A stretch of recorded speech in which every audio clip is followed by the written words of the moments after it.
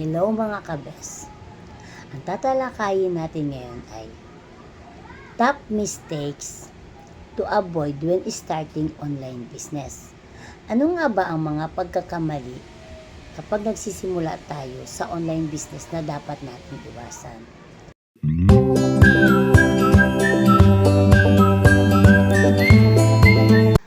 Mga pagkakamaling dapat iwasan kapag nagsisimula ng online business. Top mistakes to avoid when starting an online business. Number 1, walang malinaw na plano. Ano ang produkto na serbisyo o iaalok? Sino ang target na customer? Kung wala kang malinaw na direksyon, maaaring mahirapan kang maabot ang iyong mga layunin.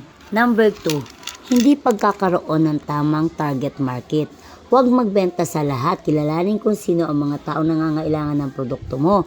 Mahalaga ang pag-research sa tamang target market pero maging epektibo ang iyong mga marketing effort. Number 3, sobrang pagtutok sa produkto, hindi sa customer. Lagi mong aunahin ang pangangailangan ng customer kaysa sa pagiging perfecto ng iyong produkto.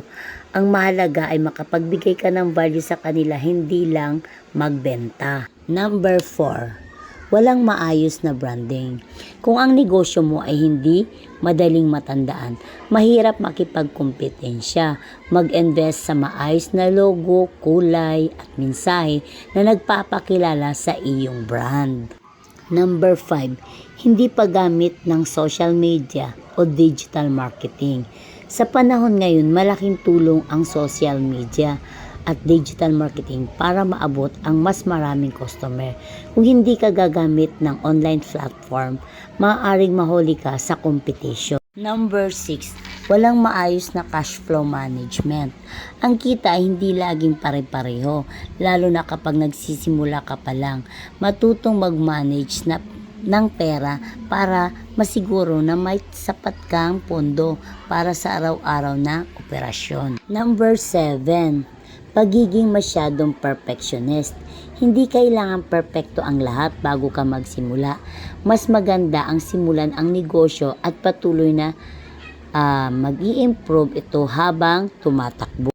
Number 8, hindi paghahanap ng feedback. Ang feedback mula sa mga customer ang nagbibigay sa iyo ng insight kung ano ang dapat mong i-improve. Huwag kang matakot humingi ng opinion mula sa iba. Number 9, pag-iwas sa pagsubok ng bagong bagay. Huwag matakot mag-eksperimento. Sa mundo ng online business, mabilis magbago ang trends. Kailangan mong maging flexible at handang mag-adapt. Number 10, pagkawala ng consistency.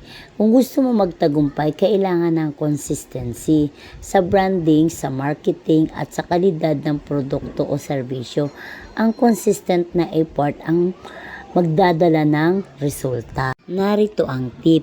Ang pagsisimula ng online business ay hindi madali, pero kung iiwasan mo ang mga karaniwang pagkakamaling ito, mas magiging smooth ang iyong journey patungo sa tagumpay.